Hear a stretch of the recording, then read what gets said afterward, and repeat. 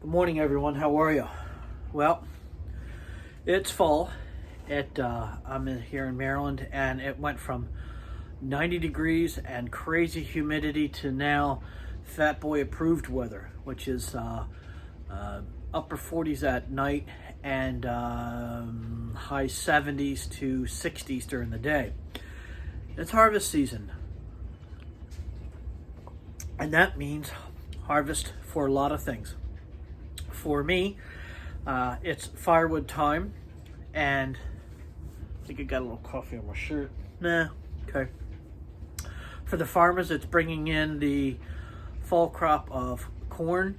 I'm sure you'll see in October a lot of corn mazes and all that kind of fun stuff. Sunflower seeds and all of those. Next weekend, we're going to be harvesting our chickens. We have a flock of 50 chickens that we split with my sister-in-law, and we harvest those. So it's harvest time, so we have to get ready for that.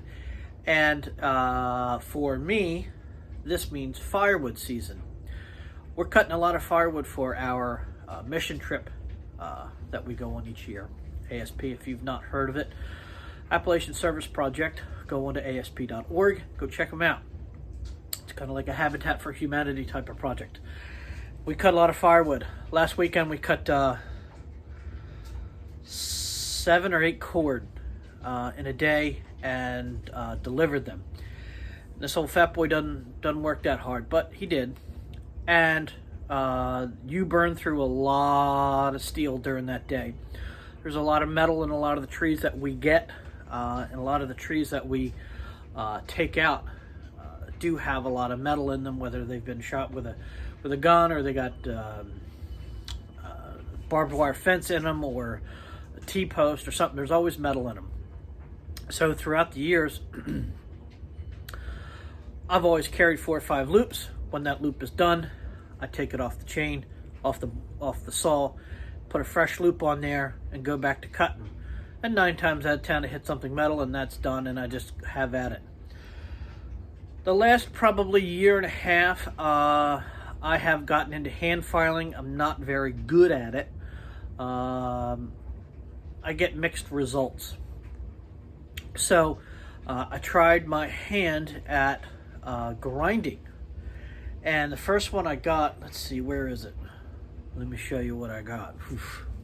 All right, so the first iteration I got was this piece of junk. Okay, this is a Harbor Freight little grinder. You know, it has the stone on it. Okay,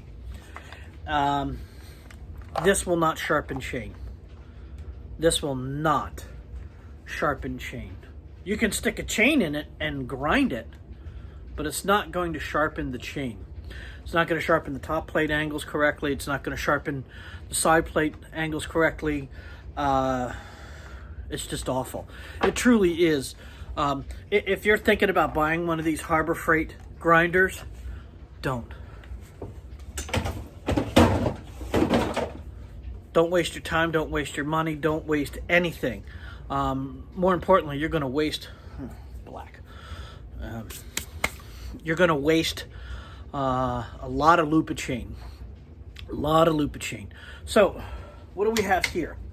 So, this is an organ. Okay.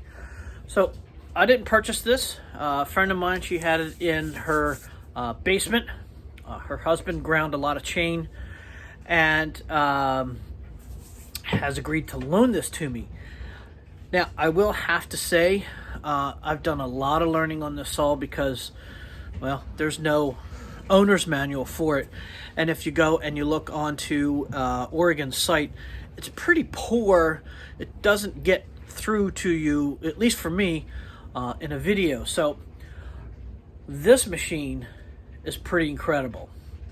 I've burnt through a lot of loops of chain, learning and understanding and finding out just how incredibly powerful and precise this machine is. So I want to take you into a couple of differences with chain itself. One which is a round or a semi-chisel, and the other one is a chisel chain. So let me see if I can find a couple loops of semi-chisel and chisel, and I can do a close-up for you and show you exactly what that means. So let me get a chain for you. Hang on. Okay, so I have all chisel chain itself, and you can either ground chisel chain. Okay, so let's get into the tooth itself.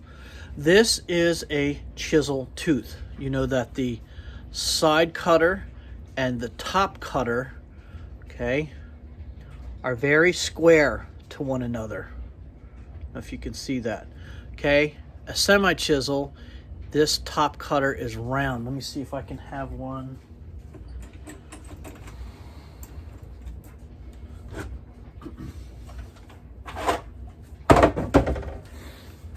My top-handled one, I don't know if we can get you into. It's kind of difficult. Okay, so what this tooth has, okay, it is rounded. There you go. Can you see that? This tooth here is rounded. It is not a sharp turn, okay? This is a semi-chisel. This is just on my top handle. This is a whatever they specify for this, for their top handle, 3/8. They're mini 3/8.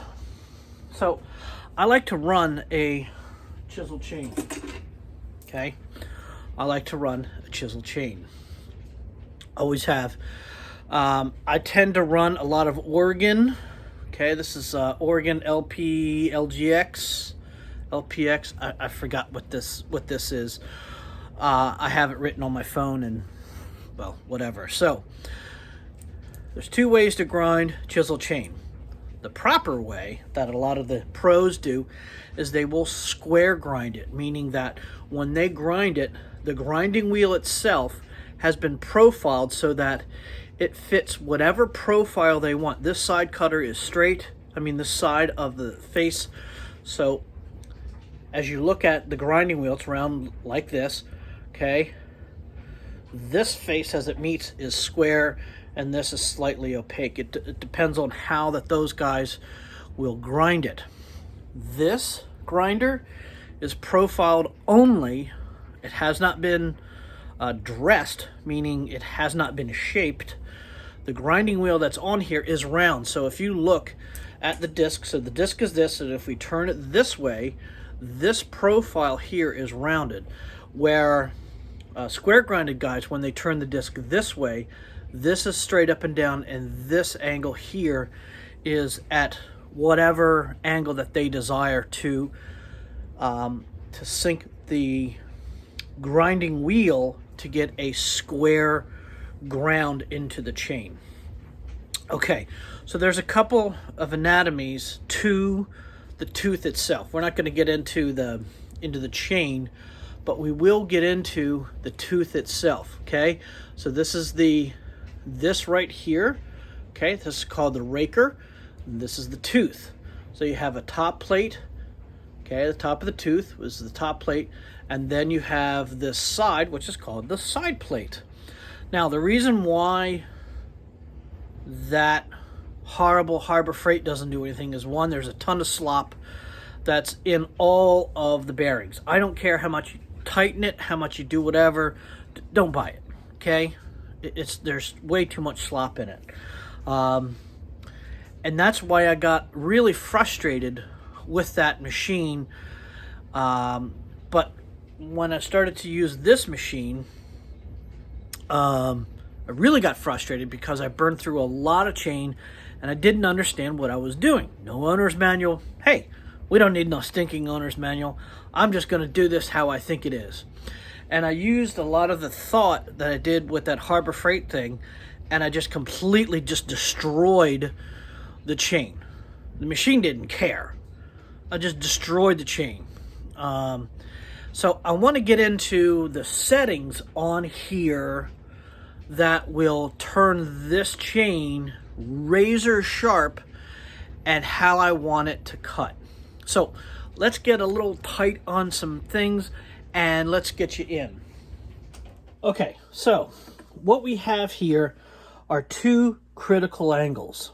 All of the angles on this, and this just happens to be an Oregon, I don't know, whichever one it is, I'll put it in the notations. But there's several critical angles. One, which is the top cutter's rake. Okay, can you guys see that okay? Let's see if I can bring you up. Ah, there we go. Okay. So the angle that we have to worry about in here, and this changes. You'll notice that on the side of here, okay, is a 0 to, what is it? 0 to 15 degrees. Okay, on the side plate here, this is 0 to 15 degrees with the tooth going this way and 0 to 15 degrees going this way. This angle, when you turn this chain on whatever cutter that you're on, you have to adjust this plate. This fore and aft plate is not on the Harbor Freight tool. That's why the Harbor Freight tool is a piece of garbage. Okay? You can adjust the top plate cutting angle. Okay, that's what, when you lay this on its side, you're adjusting for the top plate cutter angle as you're coming in. When you adjust this adjusts the tooth's rake, how far swept back and forth it is. When you change this angle fore and aft, this changes how much side tooth you pull out. Okay, now this is just not arbitrary numbers. How chains cut from manufacturer to manufacturer is on their angle grinds itself. This is a page from Steel, okay, or Still, however you wish to say it, and it gives you all of the angles that are on there. You see how it says A, B, C? So A, B, and C, and it corresponds to this chart that's here. Each manufacturer's angle is different. I run Still RS, Rapid Super RS. And I run Oregon chain. Now, I like the cut of the Still. You have to remember, you are, every time you make these angles, the chain will go back to factory specifications. And that's what we're dealing with, is factory specifications. Now, because I like the Rapid Super, I take this Oregon chain and I grind it to the Still's angles. This is great Oregon chain, I like it, but I think the Rapid Super cuts just a little better. It throws chips a little better. So what happens on the Rapid Super is the angle of the head is tilted in a little more, and the base comes out a little more. There are it's 40 degrees tipped over. It's a 10-degree base plate as it comes out. So the hook, this hook itself right here is not real deep. Okay, and it's all cut at a 25-degree angle. Ripping chains, they tend to change this angle of the top cutter head so it's a little more of a knife cut, and so it digs out, where this is a little more blunter where it pulls better chips. The other thing is this is a chisel chain. This stone that's on here, okay, which you really can't see all that well. It's awful. Okay, what you can't see is this is a round grit. Okay, I should really kind of take this grinding wheel and dress it so it is, so that the face of the stone is flat and the side is flat. If I want it to really, it shouldn't be really flat. It should be really, this is meant for a round grinder. So as you come down, okay, in this, when you adjust this plate fore and aft, okay, this stone comes into the tooth, okay, at the proper angle. If you were to pull this tooth, if you were to pull this plate at this forward angle here on this left angle, and you push this plate back, you'll get a super huge tooth. The problem with that is the side cutter is not really supported all that well, and the angles, the chain gets way too aggressive in that plane. Will it cut? Yes.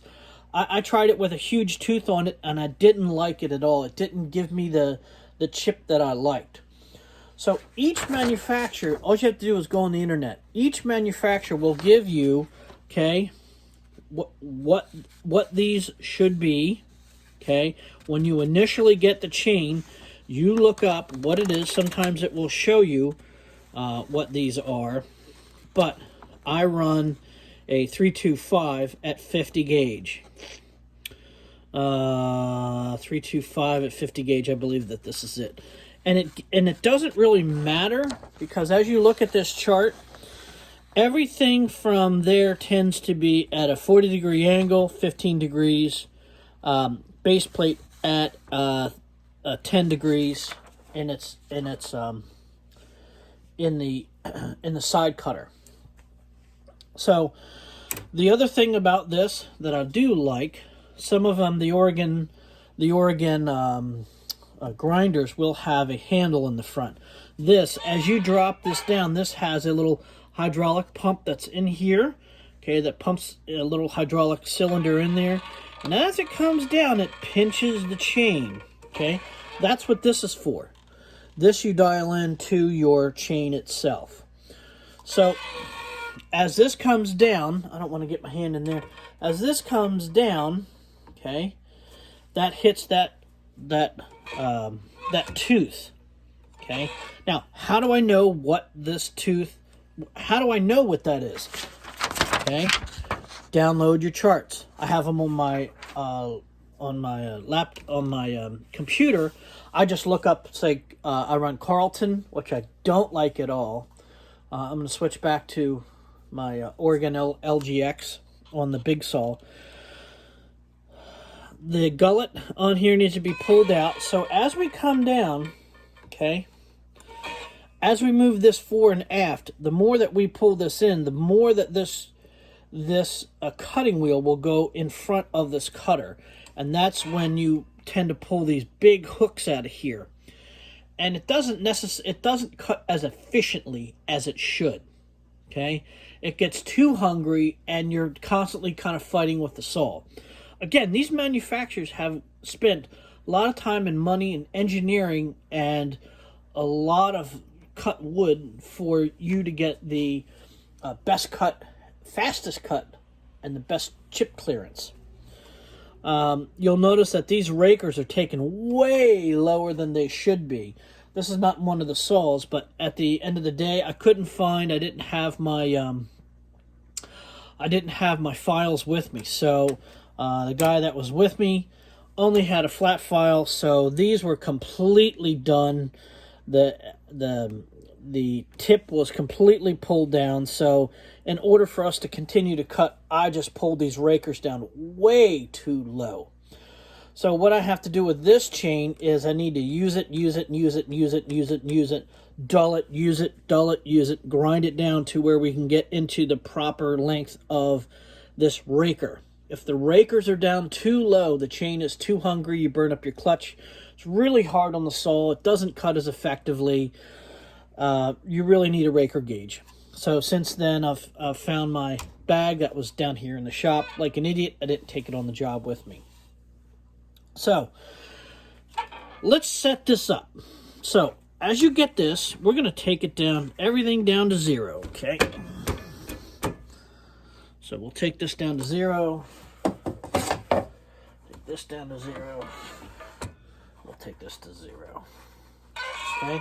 So this is just cutting straight. So let's get a better camera angle so where you guys can understand what I'm talking about. All right, so here we are. So as you get it out of the box, okay, this is just going to come straight. All right? So I want to cut this. This is Oregon LPX chain. Now, as I said earlier, I like the angles of the Stihl Rapid Super. Now, if this were a brand new chain out of the box, I'm not going to reprofile this chain to Stihl's profiles. You take out way too much material, and I've learned my lesson. Don't take too much material out of these. So,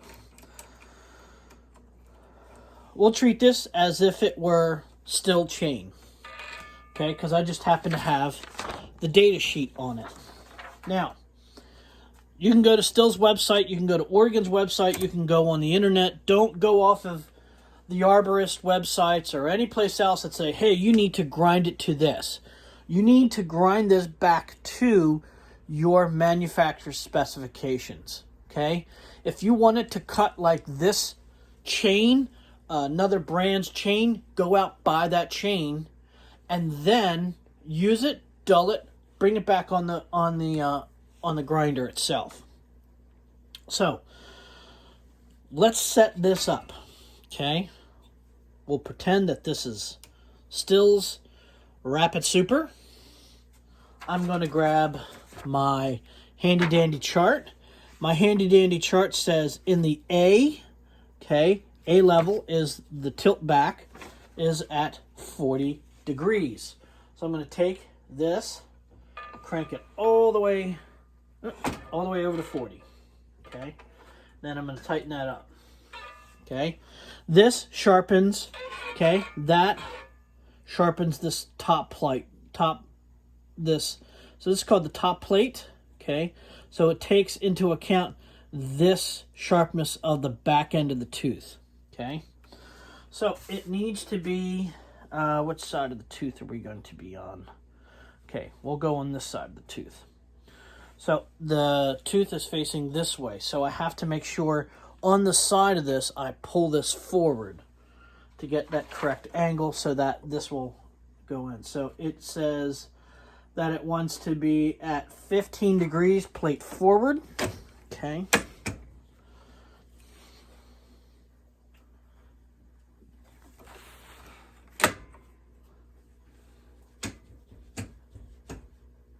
Okay, 15. And it wants to be at 30 degrees rake angle. Okay. That's how you set this up. Now, after you have gone through, I don't know if this is going to be too much or not. Okay, you come down. You run through the entire chain like that, all right? So we'll go through, we'll hit another one.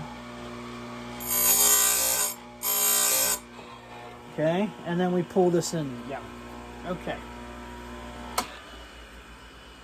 The key to this working is if you take too much material, you're going to have a ton of burrs, you're going to have a lot of burning. Don't ask me how I know this. I know this as a fact. All right, so when we go to change to this angle, the back angle, okay? When we change from this direction to this direction, this changes. This rake angle changes to 30 degrees. But it also, where this works best, is you have to push this plate back, okay? 15 degrees. So let's do that.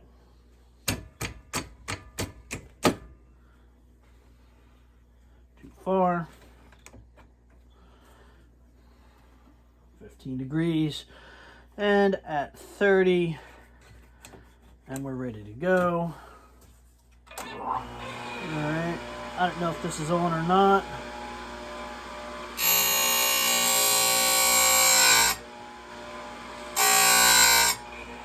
Okay.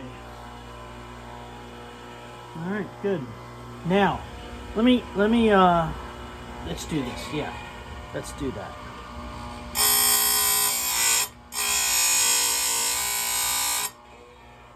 Alright, good. me show you what can happen on these grinders. Okay.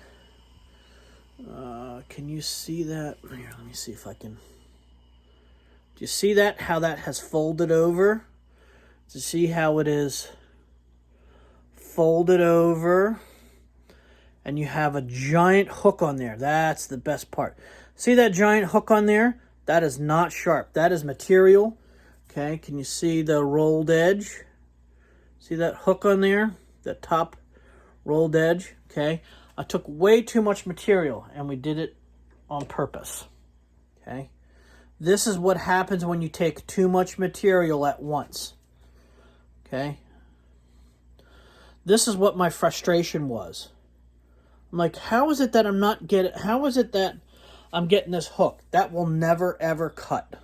Okay, that just won't cut. Man, there we go. So what do you do about that if you take too much? Is this chain dead? No. Okay, this just means you have a lot more work to do. All right, so let's see how we can get rid of this burr. Okay, so Oregon says that if you have a little bit of burr up on the top tooth, once you sink it in, it will come out.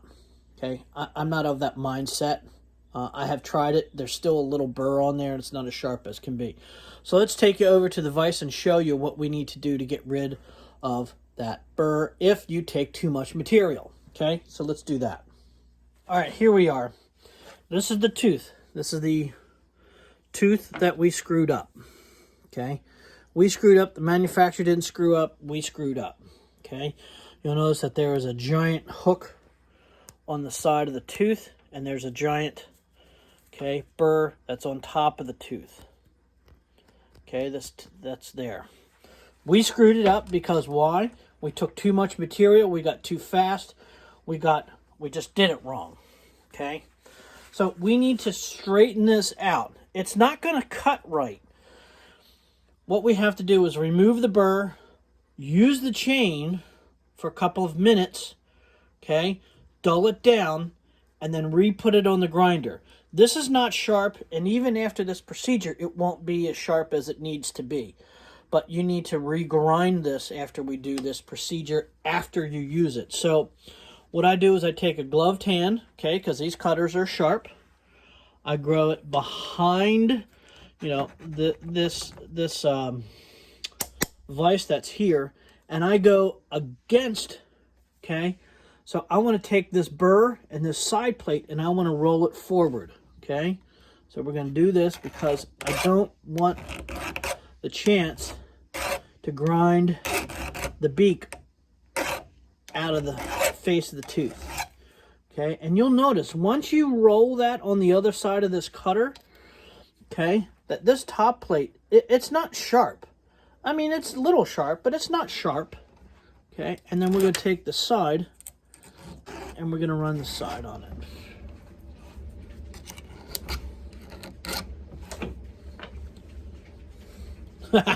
I'm at the wrong angle to do this.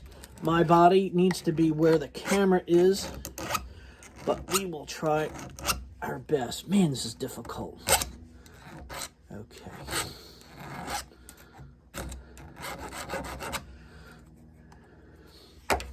Again, we're trying to reprofile this tooth. We want to take this rolled edge and push it in. So when we put it on the saw and use it, okay, the chips will push that excess metal out. It'll eject it. Okay, so let's see what we have here. Side is okay. The top still has a little burr. Okay, so what you'll notice, okay, is the big hook is gone. Okay, the big hook of all that material is gone. Okay, it's really not gone as much as it's just kind of rolled in on the inside of that tooth. Okay, and the same thing, I have a little bit of a bird's beak in here. That's a bit of an antenna. So if once you do that and you burn through this chain, okay, go out, stick this on the saw, see how it's performing. If you like how it's kind of cutting, your angles are kind of dialed in for this chain. okay? For this brand of manufacturer, you're kind of dialed in, okay? So once you get it in there and you're cutting for an hour or so, you got some time on it. Come back and regrind it, but really, really light grinding. You just want to touch these cutters up. So let's go over back to the grinder and see what we can do now. Okay, so one thing I've noticed when I've ground this chain, your eyes should be at cutter height, okay, to see where you are. This is a little weird for me because the camera is where it needs to be. So what we have noticed is that we have taken this chain, we've cut with it, we've pulled the excess burrs down, and now we want to sweeten the chain. Now we want to get it to where we want to use it all day. We want it to go and run it all day. So when we initially set this saw up, the grinder up, we have to make sure that the blade is off and that this grinding wheel, notice how I'm all the way down and it's not touching the tooth. Okay, I'm spinning the blade, it's not touching. So I want to sneak up on it. Okay, so I'm going to turn the grinder on. Okay, I'm going to bring the handle down. And I'm not touching the tooth. What I'm touching is the base plate of the tooth. So I need to take this and roll the cutter in slightly. Give a little back tug on it. Bring this down. Okay, we're not there yet. Sweeten it. I'm only giving it a quarter turn. Okay, I'm only coming in it at a very slight angle. Okay, that's the base of the gullet. Okay, let's take it in just a little bit more. All right, now we're right where we kind of want to be. So let's see if we can take this light and put it where it needs to be. Yeah, that's where I want it. And I'm just going to go nice and light with it.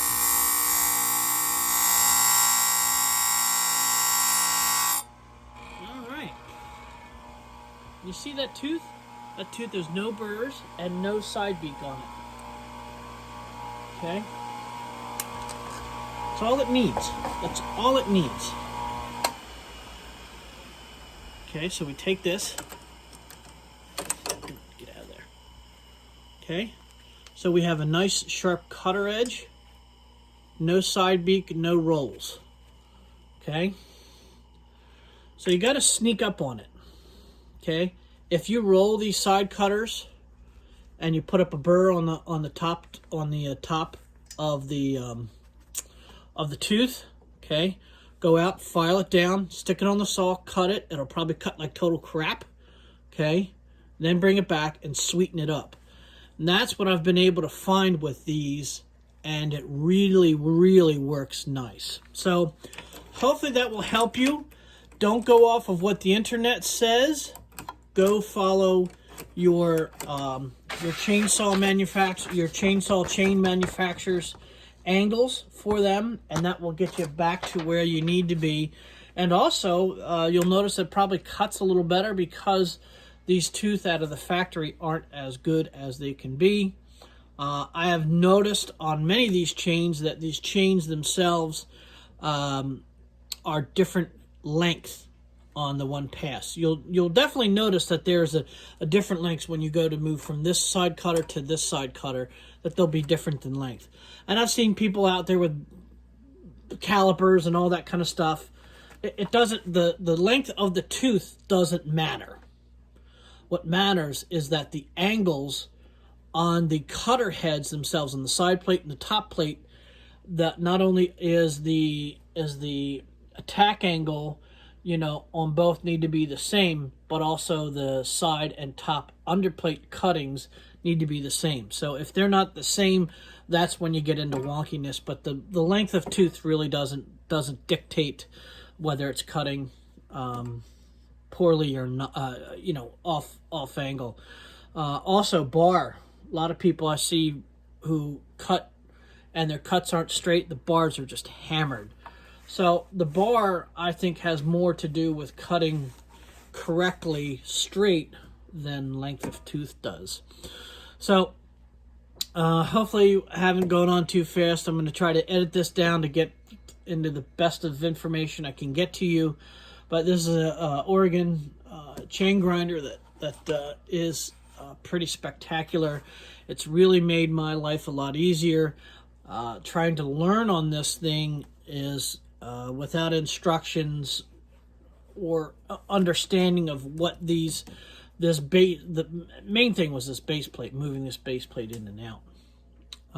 Really helped, and understanding what the angles do. So when you lay the top cutter down, that sharpens the top plate. Okay, when you move the base in and out, okay, that gets you the length of hook on the tooth, and then when you change the angle here, that gets you into the top plate's attack angle itself. So go download your angles chart from your manufacturer. You can find them everywhere. They might be a little difficult to find, like the Carltons are very difficult. Stills are very easy to find. Huskies are a little difficult, but you can go around and you can see them on there. This is a pretty spectacular machine. So I have a lot of grinding to do. I've got 1, 2, 3, 4, 5, 6 saws, and I think 4 or 5 loops of chain that I'm going to regrind. Okay, these 325s I'm going to regrind and reprofile to the still chain that I like, and I have a lot of work in order to clean the chain, to take the rolls off and the burrs and the side cutter birds out, and then I can come back and re-sweeten them just like we did here. So hopefully this helps. Go out and get yourself one of these. It will save you a lot of effort, a lot of time, but it will also cost a lot of money. I think the retail on this thing is about almost $500, but it is worth it if you cut a lot. Chains themselves are typically about $50 to $60, so that's what 2, 4, 6, 8. That's roughly about 10 loops of chain. And, in a season, I can go through 10 loops of chain with no problem. So this pays for itself in a year, depending on your cutting. So go out, cut some firewood, go out and get some exercise. Thanks very much for joining me. Hopefully this will help, and we'll talk to you later. Thanks. Bye-bye.